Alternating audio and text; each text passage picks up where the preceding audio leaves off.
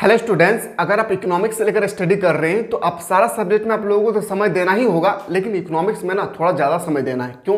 क्योंकि इकोनॉमिक्स में कहाँ से क्वेश्चन पूछे जाएंगे ना, ये किसी को पता नहीं है। इसलिए मैं बार बार हर एक वीडियो में जब भी इकोनॉमिक्स का क्लास में लेता हूँ, हमारे एप्लीकेशन पे हो या यूट्यूब में, मैं आप लोगों को बताता हूँ यही कि आप लोग ज़्यादा ना फोकस करें आप लोगों का जो इकोनॉमिक्स पेपर है, क्योंकि इकोनॉमिक्स पेपर में ना बहुत अटपटांग सा क्वेश्चन पूछा जाता है। तो मेरे प्यारे, में आज आपकी जो सामने लिख रहा हूँ ना, ये आर्ट्स, कॉमर्स, साइंस तीनों ही स्ट्रीम के लिए मोस्ट इंपॉर्टेंट है। जो जैकबोर्ड के माध्यम से जो मॉडल पेपर जारी किए गए हैं, इसमें मैं आपके सामने टर्म 1 में किस प्रकार से आपके पेपर में क्वेश्चन छपने वाले हैं, सारा का सारा क्वेश्चन एक एक करके मैं आज आपके सामने एक्सप्लेन करने की कोशिश करूंगा। तो वीडियो पर बने रहे। चैनल पर नए आए तो चैनल को सब्सक्राइब करके बेल आइकन को जरूर प्रेस करें, साथ ही साथ अपने दोस्तों को ज्यादा से ज्यादा शेयर करेंगे।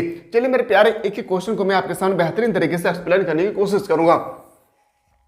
पहला क्वेश्चन मैं एकदम बेहतरीन तरीके से बताऊंगा, थोड़ा सा समय लगेगा मेरे प्यारे, इत्मीनान से मैं बताऊंगा। क्यों पता है? क्योंकि आप लोगों को वर्ड भी पता होना चाहिए। उत्पादन किसे कहते हैं, विनिमय क्या है, और एक अधिकार बाजार क्या है, अनेक अधिकार बाजार क्या है, बाजार कितने टाइप का होती है, सारा चीज में आपको हर एक चैप्टर में, हर एक क्वेश्चन में ना आप लोगों को बेहतरीन तरीके से एक्सप्लेन करने की कोशिश करेंगे। ठीक है, पहला क्वेश्चन पूछा गया है कि अर्थव्यवस्था की किस समस्या का संबंध उत्पादन की तकनीक के चयन की समस्या है। यानी किसमें आपको बताया गया है कि उत्पादन की तकनीक के चयन से है, तो बताएंगे कैसे उत्पादन किया जाए। देखिए, इसमें तीन आप लोग आती है। एक आता है क्या उत्पादन करें, दूसरा में आता है कि कैसे उत्पादन करें, और तीसरा में आता है कि कितने उत्पादन करें, किसके लिए उत्पादन करें। ठीक है, याद रखिएगा, तीन इसका मूल अवधारणा है। यानी अर्थव्यवस्था का कितना उत्पादन करें, कैसे उत्पादन करें, किसके लिए उत्पादन करें, ये तीनों जो है ना मोस्ट इंपॉर्टेंट है। पर यहाँ आपसे पूछा गया क्या कि समस्या को संबंध उत्पादन की तकनीक के चयन से है, तो बताएंगे सर कैसे उत्पादन करें। ऑप्शन नंबर क्या हो जाएगा आपका, याद रखिएगा, सॉरी, इसका ऑप्शन नंबर याद रखिएगा, क्या उत्पादन करें। ऑप्शन नंबर क्या हो जाएगी, ऑप्शन नंबर पहला जो इसका स्टेटमेंट आती है sir, option number A is the correct answer हो जाएगा। ठीक है, चलिए सर क्वेश्चन नंबर हम लोग 2 पे मूव करते हैं। थोड़ा सा पैसेंस रखिएगा, मैं सारा का सारा चीज मैं आपको एक एक करके डीपली करके मैं बता रहा हूं, ताकि इससे रिलेटेड कोई भी क्वेश्चन अगर पेपर में क्रिएट करे एग्जामिनर, तो आप इजीली से इसको सॉल्व कर सके, है ना। क्वेश्चन है कि कुल उपयोगिता अधिकतम होती है जब सीमांत उपयोगिता का मान क्या होती है, तो मैंने आपको बताया था ऋणात्मक होती है। मैंने आपको ग्राफ से भी बताया था, जो ग्राफ के माध्यम से हमारे एप्लीकेशन जो पढ़ रहे हैं, मैंने ग्राफ से भी बताया था कि जब भी कुल उत्पादन की उपयोगिता अधिकतम होगी, जब भी अधिकतम होगी तो वो क्या होगी, जो सीमांत उपयोगिता होती है, याद रखिएगा मार्जिनल, याद रखिएगा मेरे प्यारे, मार्जिनल कॉस्ट जो होती है वो हमेशा याद रखिए क्या होती है, ऋणात्मक होती है। क्या होती है सर? ऋणात्मक होती है। ऑप्शन नंबर आपका बिल्कुल, सॉरी, इसका बिल्कुल सही उत्तर हो जाएगा क्या, तो बोलेंगे सर शून्य होता है। क्या होता है? शून्य होता है। ऑप्शन नंबर क्या हो जाएगा, ए इज द राइट आंसर हो जाएगी। ठीक है, चलिए क्वेश्चन नंबर 3 पे आते हैं सर। सामान्यतः एक उदासीन वक्र होता है। सामान्यतः जो एक उदासीन वक्र जो है कैसा होता है, तो आपको बताना मूल बिंदु की ओर नतोदर होती है। क्या होती है?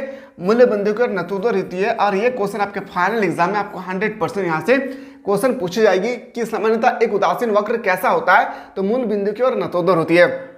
देखिए, हर साल ना बहुत सारे ऐसे क्वेश्चन है जो बार बार रिपीट करके पूछे जाते हैं। रिपीट का मतलब होता है कि वही क्वेश्चन, माने मान लेते हैं कि 40 क्वेश्चन अगर आपसे टर्म 1 में पूछे जाएगी ना, तो 5 से 6 ऐसा क्वेश्चन होगा जब 2010 से कंटिन्यू पूछे जा रहे हैं। ठीक है, जो 10, 11, 12, 13, 14 जो कंटिन्यू पूछे जा रहे हैं। क्यों पूछे जाते हैं पता है? क्योंकि वो फिक्स पैटर्न का क्वेश्चन है। तो फिक्स पैटर्न का जिससे इसमें से क्वेश्चन ये है जो आपसे पूछा जाएगा, उदासीन वक्र का मूल बिंदु की ओर क्या होती है, नतोदर होती है या तो ढाल होती है। क्वेश्चन नंबर 4 पे आते हैं, सामान्यतः एक मांग वक्र ढाल होती है। जो सामान्यतः एक मांग वक्र जो होती है उसकी ढाल कैसा होता है, तो देखिए जब ग्राफ से आप देखेंगे ना तो उसको दिखाएगा सर ऋणात्मक। याद रखिए क्या होगी, ऋणात्मक होगी। जो क्वेश्चन है ना हूबहू आपका फाइनल एग्जाम में भी ऐसा ही क्वेश्चन आएगी। ऐसा नहीं सोचिए कि इससे अलग क्वेश्चन आएगा। और हाँ, अगर आप लोग चाहते हैं कि सर हम लोगों को इंपॉर्टेंट क्वेश्चन चाहिए, हम लोग क्लास करना चाहते हैं, सिलेक्टेड क्वेश्चन भी आप लोगों को चाहिए, तो आप लोगों को कुछ नहीं करना है, प्ले स्टोर में जाना है और मिसाइल क्लासेस के आपको डाउनलोड करना है।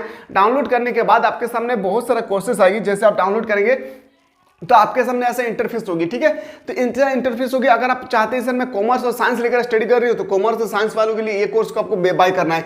याद रखिए, जिसका फी ओनली फॉर 145 है, जो ईच सब्जेक्ट, एक सब्जेक्ट का 145 रुपया है। तो आप अगर आर्ट्स से लेकर स्टडी कर रहे हैं तो इस कोर्स को बाय जरूर कीजिएगा। मैं इसलिए बोल रहा ना, क्योंकि इकोनॉमिक्स का जो क्वेश्चन है मेरे प्यार में पहले भी बता चुका हूं कि बहुत अटपटांग सा होगा।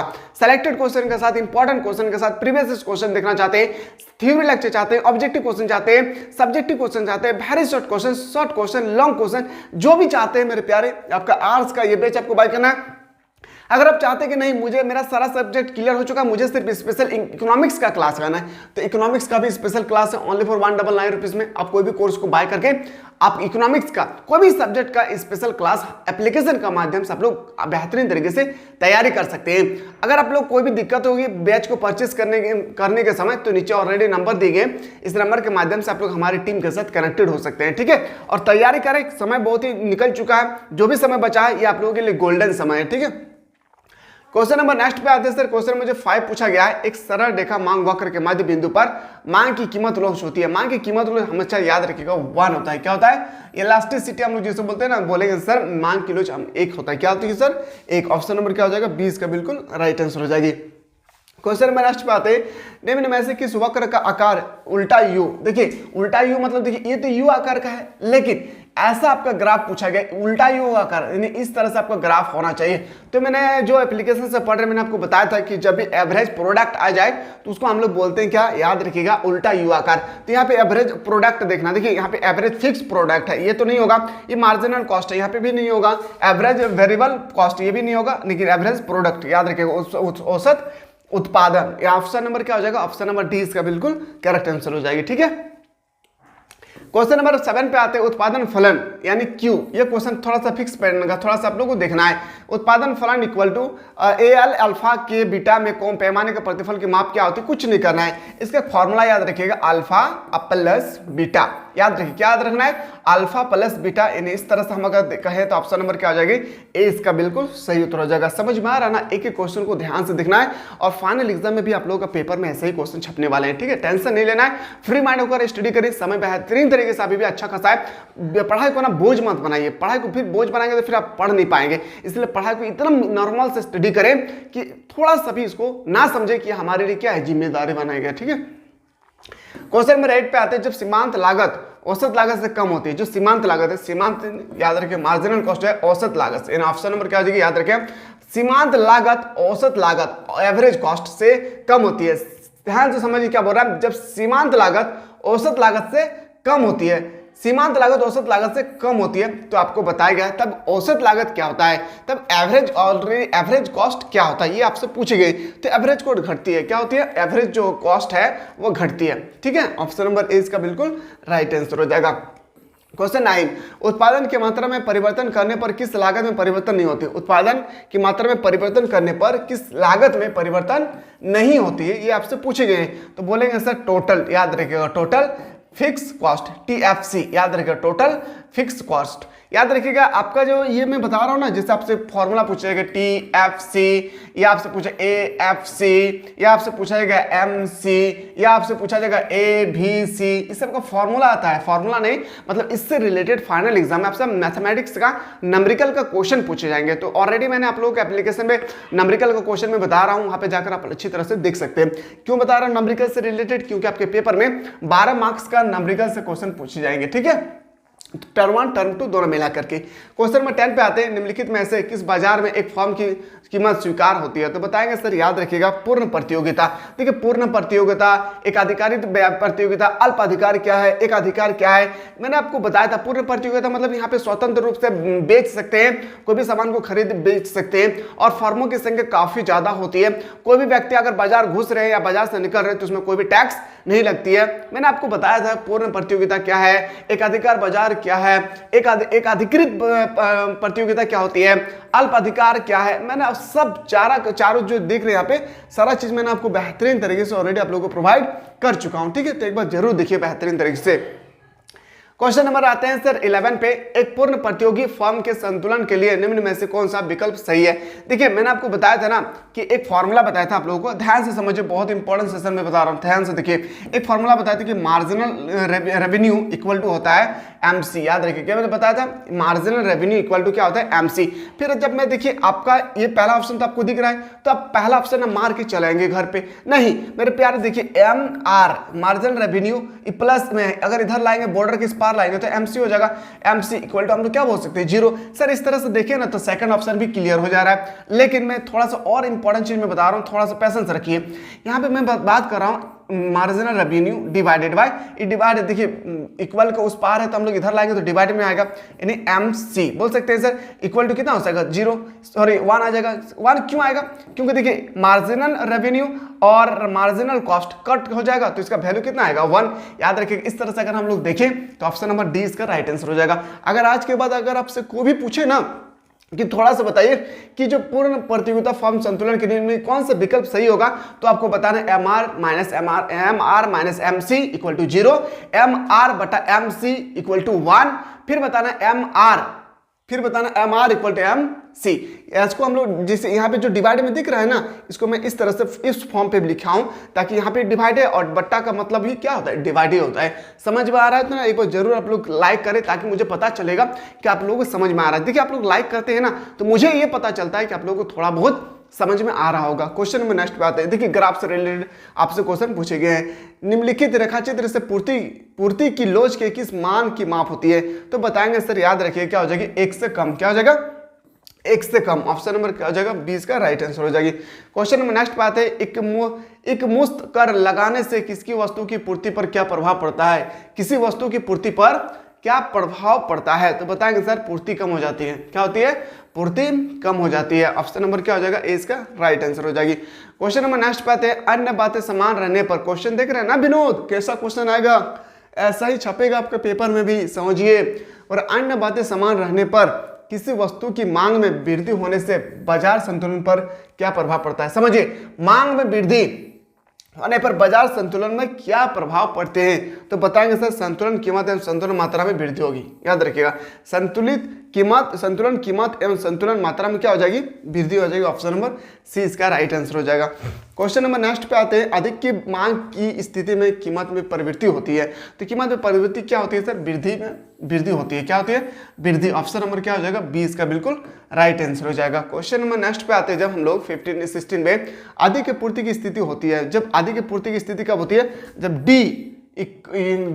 लेस देन S होता है। याद रखिएगा इस तरह से कौन सा ऑप्शन दिख रहा है आपको, तो सर इस तरह से हमें ऑप्शन नंबर बी दिख रहा है। ऑप्शन नंबर क्या हो जाएगा 20 का राइट आंसर होगा। देखिए जहां पे लिखा गया है कि डी मांग और एस पूर्ति है, क्या है, जब डी मांग और डी एस क्या है, सप्लाई है। नहीं बोल सकते हैं कि मांग, मेरे ध्यान से देखिए, मांग जब बढ़ेगी तो सप्लाई क्या होगा, सॉरी सप्लाई जब बढ़ेगी, पूर्ति जब बढ़ेगी तो मांग क्या होगी, घटेगी। ठीक है, चलिए सर अगला प्रश्न पे आते हैं। क्वेश्चन नंबर नेक्स्ट पे आते हैं। देख रहे हैं कैसे क्वेश्चन आ रहा है, ऐसा भी फाइनल एग्जाम में एकदम हूबहू ऐसा ही प्रश्न आएगा आपके पेपर में। समझिए, अन्य बातें समान रहने पर किसी वस्तु की पूर्ति कमी होने से बाजार संतुलन पर क्या प्रभाव पड़ता है, तो बताएंगे सर संतुलन कीमत में वृद्धि और संतुलन मात्रा में कमी। ये क्वेश्चन को रिपीट कर दिया गया है, थोड़ा सा आप लोग देख लेना है। ठीक है, क्वेश्चन नंबर नेक्स्ट पे आते हैं, एकाधिकार में अधिकतम कुल आगम के उत्पादन स्तर पर वस्तु की मांग की कीमत लोच कितनी होती है, तो मैंने आपको बताया था अभी जस्ट कि कितना होता है, 1 होता है। ऑप्शन नंबर क्या हो जाएगा 20 का बिल्कुल सही उत्तर हो जाएगा। ठीक है, और इसी तरह से आपका चाहते हैं सर हम लोग इकोनॉमिक्स में इंपॉर्टेंट क्वेश्चन करवाते रहिए, तो बिल्कुल आप लोग जरूर कमेंट करें। और क्लास कैसा लग रहा है ये भी बताइए, ताकि मैं इससे और इंपॉर्टेंट क्वेश्चन आप लोगों के सामने मैं लेकर आऊंगा। मैं बार बार बता रहा हूँ इकोनॉमिक्स में आप लोगों को थोड़ा सा ज्यादा समय दीजिए, बेस्ट होगा आपके लिए। ठीक है ना, तो फिर एग्जाम के समय बहुत पछतावा होगा, क्योंकि इकोनॉमिक्स का जो अपना लैंग्वेज है ना मेरे प्यारे, जैसे आपका मैं बात करूँ इंग्लिश का अपना लैंग्वेज है, ठीक इसी तरह से मैं बात करूं इकोनॉमिक्स का एक अपना लैंग्वेज है। जैसे हम लोग बोलते हैं, हम लोग लेन देन जो हम लोग बोलते हैं ना, लेन देन, उसको इकोनॉमिक्स में बोलते हैं विनिमय दर। समझ में आ रहा है ना, देखिए कैसा टफ लैंग्वेज है, तो आपको लैंग्वेज भी समझना बहुत जरूरी है। द्विअधिकार में विक्रेताओं की संख्या कितनी होती है, मैंने बताया था 2 होता है, मैंने ऑलरेडी बता चुका हूं आप लोगों को, कितना होता है 2 होता है। ठीक है, क्वेश्चन में नेक्स्ट बात है, निम्न में से किस बाजार में विभेदीकृत वस्तुओं का उत्पादन होता है, तो बताएंगे सर एकाधिकृत प्रतियोगिता। ऑप्शन नंबर क्या हो जाएगी 20 का बिल्कुल राइट आंसर हो जाएगा। द जनरल थ्योरी, इस क्वेश्चन को आप लोगों को याद रखें, फिक्स पैटर्न वाला क्वेश्चन याद रखना है। ठीक है, the general theory of employment interest and money नामक पुस्तक के लेखक कौन है, तो बताएंगे सर इसका याद रखिएगा, एक होगा J.M., याद रखिए मेरे भाष को ध्यान से सुनिए, J.M. केन्स, और एक होगा J.N. केन्स।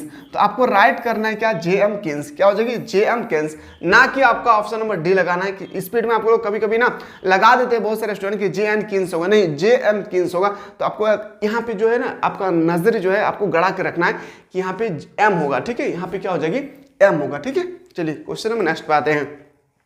क्वेश्चन में नेक्स्ट है कि जीडीपी एनडीपी में क्या संबंध है। जो जीडीपी है एनडीपी से संबंध रखती है क्या, तो याद रखिएगा GDP equal to NDP plus याद रखिएगा डिप्रेशन होता है। ऑप्शन नंबर क्या हो जाएगी, ऑप्शन नंबर सी इसका बिल्कुल सही उत्तर हो जाएगा। ठीक है, यानी मूल्यह्रास से याद रखिए। अब मूल्यह्रास से क्या होता है, जैसे हम लोग साइकिल चलाते हैं, गाड़ी चलाते हैं, तो हमारे चक्का कितना क्या होता है, घिसाव होती है। यस या नो, क्या होता है, घिसाव होती है। ठीक इसी तरह से अगर एक, मेरे हाथ को ध्यान से सुनिए, अगर एक मग में पानी है और एक मग में पानी है, मग का मतलब जग में पानी है, जब इस जग, यहाँ पे एक जग पूरा खाली है, यहाँ पे एक जग पूरा तरह से खाली है और यहाँ पे एक जग पूरे तरह से पानी से क्या है, भरा हुआ, क्या है, भरा हुआ है। जब इस जग के पानी को इसमें डालेंगे, फिर इसमें ये खाली हो जाएगा, फिर इसमें डालेंगे, फिर इसमें डालेंगे, अगर इस तरह से करते रहेंगे ना, देखिए 1 मिनट के बाद इसमें जितना पानी था ना, वो उतना पानी नहीं मिलेगी नहीं, कुछ तो पानी ऐसा होगा जो अंदर गिर जाएंगे, नीचे गिर जाएगा। ठीक इसी तरह से हम इसको मूल्यह्रास के नाम से भी जानते हैं। ठीक है, तो आपसे क्वेश्चन नंबर नेक्स्ट पूछा गया, बहुत इंपॉर्टेंट क्वेश्चन है, कि निम्न में से किस वस्तु के निर्माण में गेहूं का एक मध्यवर्ती वस्तु है। देखिए मैंने आपको बताया था कि फाइनल एग्जाम में आपसे परिभाषा में 3 मार्क्स का एक क्वेश्चन पूछा जाएगा कि मध्यवर्ती वस्तु किसे कहते हैं। मैंने आपको बताया था, देखिए मध्यवर्ती वस्तु गेहूं, मध्यवर्ती वस्तु गेहूं से हम लोग क्या क्या बना सकते हैं, ये आपका होता है मध्यवर्ती वस्तु। समझिए मध्यवर्ती क्या है, हम लोग गेहूं से चपाती मतलब होता है रोटी बना सकते हैं, बोलेंगे सर यस सर। क्या हम लोग ब्रेड बना सकते हैं, यानी पाव रोटी, यस सर। क्या हम लोग बिस्कुट बना सकते हैं रोटी से, यस सर। यानी बोल सकते हैं ऑप्शन नंबर क्या हो जाएगा, डी इसका बिल्कुल राइट आंसर हो जाएगा। क्या होगी, डी इसका बिल्कुल सही उत्तर हो जाएगा, option number D is the correct answer हो जाएगी। क्वेश्चन नंबर नेक्स्ट पे आते हैं, क्वेश्चन नंबर 24 पे है कि किसी वर्ष जीडीपी की गणना में निम्न में से किस मदद के मूल्य को शामिल नहीं किया जाएगा। तो बताएंगे सर इसका होगा प्रयुक्त कार की विक्रय मूल्य, यानी ऑप्शन नंबर क्या हो जाएगी, ऑप्शन नंबर याद रखिएगा 20 का बिल्कुल राइट आंसर हो जाएगा। थोड़ा सा ना इसको समझने में आप लोगों को दिक्कत ही हो सकी, लेकिन समझिए किसी वर्ष जीडीपी की गणना में निम्न में से किस मद के मूल्य को शामिल नहीं किया जाता है। नई कार के मूल्य में लगेगा, शिक्षक का शिक्षण शुल्क भी लगेगा, प्रयुक्त कार के विक्रय मूल्य में नहीं लगेगा। नहीं, ऑप्शन नंबर क्या बोल सकते हैं, 20 का बिल्कुल राइट आंसर हो जाएगा। नेक्स्ट क्वेश्चन पे आते हैं, निम्न में से किस विधि से जीडीपी, कौन सा विधि है जहां पे जीडीपी की गणना की जाती है। तो जीडीपी की गणना किया जाता है, याद रखिएगा मैंने आपको बताया था, मूल्य विधि द्वारा, व्यय विधि द्वारा और आय विधि द्वारा। इस तरह से हम देखें तो ऑप्शन नंबर क्या हो जाएगा, डी इसका बिल्कुल राइट आंसर हो जाएगा। याद रखिएगा मूल्य वृद्धि विधि क्या होती है, व्यय विधि क्या होती है, आय विधि क्या होती है, ये सब के बारे में ना आपको पता होना बहुत जरूरी है। मैं इसलिए बोल रहा हूँ ना, क्योंकि एग्जाम डायरेक्टली यहाँ से क्वेश्चन पूछा जाएगा कि आय विधि की गणना करें, 4 मार्क्स का क्वेश्चन पूछा जाएगा, इस तरह से 4 मार्क्स का पूछा जाएगा कि आय विधि की गणना करें। तो आपको डिफिनेशन पता होगा तभी आप लिख सकते हैं, अन्यथा आप सोचेगा ना कि बना कर मैं हिस्ट्री, पॉलिटिकल, सोशोलॉजी, साइकोलॉजी की तरह मैं बना कर लिख दूंगा तो मेरा आंसर सही हो जाएगा, ऐसा संभव नहीं है। राइट आपको टू द पॉइंट लिखना होगा इकोनॉमिक्स का लैंग्वेज में, तो आपको पहले से ही प्रिपेयर करना होगा। इसलिए मैं बार बार बोल रहा हूँ कि सारा सब्जेक्ट में जितना समय दे रहे हैं, थोड़ा सा 10-15 मिनट आपको ज़्यादा समय इन्वेस्ट करना है, कहाँ पे, तो बोलेंगे इकोनॉमिक्स में। ठीक है, क्वेश्चन नंबर 26 में आते हैं, सन 2016 में किए गए विमुद्रीकरण में, यानी 2016 में कौन सा 2 नोटों का बदलाव हुई थी, यानी कौन सा 2 ऐसा नोट था जो जिसमें बदलाव, नोटबंदी हुई थी ना उस समय, कौन सा 2 नोट के बारे में नोटबंदी शुरू हुआ था। बोलेंगे सर वो 500 और 1000 का नोट था, यस या नो, 500 और 1000 का नोट था। लेकिन अगर 2000 आपसे पूछा जाएगा 2023 में, तो आपको याद रखना 2023 में 2000 के नोट का याद रखिएगा बदलाव हुआ है। ठीक है, नोटबंदी हुआ है 2000, याद रखना 2000 रुपया का, समझ में आ रहा है। 2000 जो नोट है अभी सरकार ने ये लॉन्च किया है कि नवंबर महीना तक, याद रखिएगा नवंबर महीना तक 2023 के पूरा का पूरा 2000 नोट को एकदम क्या कर देना है, बंद कर देना है। तो थोड़ा सा आप लोगों को ये याद रखना है। ठीक है, क्वेश्चन नंबर 27 पे आते हैं, निम्नलिखित में से कौन सा एक कार्य केंद्रीय बैंक का नहीं है, यानी कौन सा ऐसा कार्य है जो आपका केंद्रीय बैंक का कार्य सेंट्रल बैंक का नहीं है। तो सेंट्रल बैंक का काम एक ही नहीं है, याद रखिएगा जनता से जमा स्वीकार करना। बाकी इसका जितना भी काम है, जैसे नोट इश्यू करना, नोट का निर्माण करना, या क्रेडिट कंट्रोल करना, या बैंक ऑफ गवर्नमेंट, यानी इसका तीनों का तीनों काम है, लेकिन सिर्फ एक काम है जो जनता से स्वीकार करना, यह नहीं होता है। ठीक है, मूव करते हैं नेक्स्ट क्वेश्चन पे। क्वेश्चन नंबर नेक्स्ट अगर आपसे पूछा जाएगा कि भारत का एक केंद्रीय बैंक है, भारत का केंद्रीय बैंक की स्थापना याद रखिएगा स्टेट बैंक की, बैंक ऑफ इंडिया के स्थापना जब हुई थी सेंट्रल बैंक ऑफ इंडिया, तो आपको बताना होगा, याद रखिए भारतीय रिजर्व बैंक। भारतीय रिजर्व बैंक की स्थापना कब हुई थी, तो बोलेंगे सर 1 अप्रैल, थोड़ा सा याद रखिए, 1 अप्रैल 1935 को, इसको नोट डाउन कर लेंगे। ठीक है, बहुत बार क्वेश्चन पूछा गया है कि भारतीय रिजर्व बैंक यानी आरबीआई की स्थापना कब हुई थी, 1 अप्रैल 1935 को। ठीक है, चलिए अगला प्रश्न आपसे पूछा गया है कि निम्नलिखित में से सबसे तरल मुद्रा कौन सी है। बस कुछ नहीं बताना, M1 सबसे तरल मुद्रा है। ऑप्शन नंबर क्या हो जाएगा, ए इसका बिल्कुल राइट आंसर हो जाएगी। क्वेश्चन नंबर 30 पे आते हैं कि उपभोग फलन C इक्वल टू, ये मैथमेटिक्स है, C equal to A plus BY में प्रेरित उपभोग कौन है, तो बताएंगे सर उपभोग हो जाएगा BY। क्या हो जाएगी, ये उपभोग कहलाता है BY को। ऑप्शन नंबर क्या बोल सकते हैं सर, ऑप्शन नंबर डी इसका बिल्कुल राइट आंसर हो जाएगा। क्वेश्चन नंबर नेक्स्ट पे आते हैं, क्वेश्चन नंबर नेक्स्ट में, और ये क्वेश्चन 2024 के पेपर में 100% छपेगा, वो भी ऑब्जेक्टिव भी पूछेगा, उसके बाद आप लोगों का ये मैथमेटिक्स का क्वेश्चन है, सब्जेक्टिव भी इसमें आप लोगों को पूछेगी, तो ऑब्जेक्टिव प्लस सब्जेक्टिव से 100% आपके पेपर में क्वेश्चन आएंगे। ठीक है, तो देखिए कई बार ये क्वेश्चन पूछा गया है। मैं एग्जांपल में छोटा सा एग्जांपल दे रहा हूं कि आपसे पूछा जाएगी कि MPC इक्वल टू, आपसे अगर पूछा जाएगा कि यहाँ पे आपसे अगर पूछा जाएगा MPC, आपसे पूछा जाएगा MPC इक्वल टू अगर 2 है मान लेते हैं, ठीक है, तो आपसे पूछा जाएगा MPS इक्वल टू कितना होता है। ठीक है, तो आपको पता होना चाहिए, क्या पता होना चाहिए कि इसका जो फॉर्मूला होता है ना, जैसे फॉर्मूला होता है MPC, ध्यान से देखिएगा, MPC plus MPS equal to कितना होता है, 1 होता है, जो आपसे पूछा गया है, तो बोल सकते हो ऑप्शन नंबर सी हो जाएगा। लेकिन इस तरह से एग्जाम में क्वेश्चन आएंगे, याद रखिएगा किस तरह से सर, तो बोलेंगे MPC का मान 2 दिया है तो 2 लिखेंगे सर, प्लस MPS का मान पता नहीं है तो लिखेंगे MPS इक्वल टू 1। तो देखिए MPS का मान निकालना है, MPS इक्वल टू लिखना है। देखिए यहाँ पे लिखा है 1, ये प्लस है, अगर उधर जाएगा तो माइनस आ जाएगा, तो बोलेंगे सर 2। यानी इस तरह से हम बोल सकते हैं MPS इक्वल टू -1। इस तरह से आपको बना के लिखना होगा, और ये बना के तब आप मैथमेटिक्स तभी कैलकुलेशन कर सकते हैं जब आपका क्या हो, आपको फॉर्मूला पता होना चाहिए। अन्यथा आप सोचेंगे ना कि हम ऐसा ही लिख देंगे, घिस देंगे एग्जामिनर में, कॉपी भर देंगे, तो फिर एग्जाम में आपको कभी भी नंबर नहीं मिलने वाला है। ठीक है, चलिए अगला प्रश्न है, फिर से डायग्राम से पूछा गया है, निम्न रेखाचित्र में स्वायत्तता निवेश की राशि क्या, तो बताएंगे सर कुछ नहीं, तो इसके बारे में आपसे पूछा गया है, तो बोलेंगे सर इसके बारे में, तो बोला है सर ये जो है ना स्वायत्तता निवेश, ये जो लिखा गया है ऑटोमस इन्वेस्ट, तो बताएंगे सर ऑटोमस जो इन्वेस्ट है ना, आपको कुछ नहीं करना है, इन्वेस्ट का फॉर्मूला तो याद रखिएगा, जो सीधा रेखा होगी उसको हम लोग बोलेंगे। तो जैसे आप हमारा यहाँ पे सीधा रेखा कौन होगा, तो CD सीधा रेखा होगा। ऑप्शन नंबर क्या हो जाएगा, ऑप्शन नंबर सी इसका बिल्कुल राइट आंसर हो जाएगी। क्वेश्चन नंबर 33 पे आते हैं, किसी अर्थव्यवस्था में यदि MPC, देखिए मैंने अभी जस्ट बताया था ना आप लोगों को कि फॉर्मूला से क्वेश्चन आएगी। देखिए एक फॉर्मूला होता है MPS इक्वल टू, एक फॉर्मूला होता है, सॉरी इसका फॉर्मूला आता है K इक्वल टू 1/MPS। इस फॉर्मूला को नोट डाउन करो, इस फॉर्मूला को आप लोग नोट कर लीजिए एक बार। ठीक है, तो देखिए के आपसे पूछा गया तो गुणांक का मान क्या होगा, है ना, आपसे क्या पूछा गया है कि गुणांक का मान क्या होगा, तो जिससे मैंने आपको जस्ट बताया के इक्वल टू 1/MPS का मान दिया हुआ है कितना, तो बोलेंगे सर 0.4, तो 0.4। अब पॉइंट को हटाएंगे तो यहाँ पे 0 चिपकेगी, 2 5 10 और 2 दूनी 4, यानी के इक्वल हम लोग बोल सकते हैं 5/2। ठीक है, लेकिन कोई भी ऑप्शन में आपको 5/2 नहीं दिया है, लेकिन 5 को जब 2 से डिवाइड करेंगे तो आएगा 2.5। इसी तरह से आपके मैथ में क्वेश्चन आएंगे, तो मैं आपको ऑब्जेक्टिव में बता रहा हूँ, सब्जेक्टिव में भी आप लोगों का इस तरह से, इससे थोड़ा सा कैलकुलेटेड आएगी, कैलकुलेशन वाला आएगा, वहाँ पे आप सब्जेक्टिव क्वेश्चन को भी इजीली से सॉल्व कर सकते हैं अगर आपको फॉर्मूला याद है, अन्यथा आप बिना फॉर्मूला का सॉल्व नहीं कर सकते मैथ का क्वेश्चन को।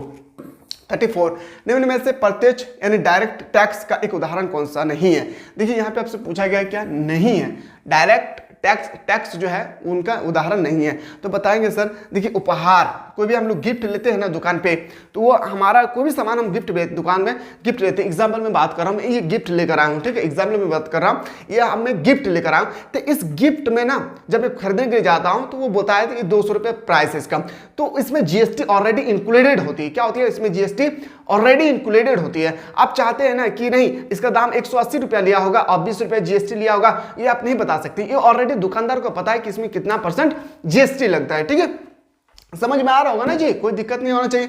अब जैसे मैं बात कर रहा हूं कि संपत्ति कर मतलब होता है वेल्थ टैक्स, जो हमारी संपत्ति है ना खुद सरकार जो है टैक्स ले लेती है अपनी तरफ से।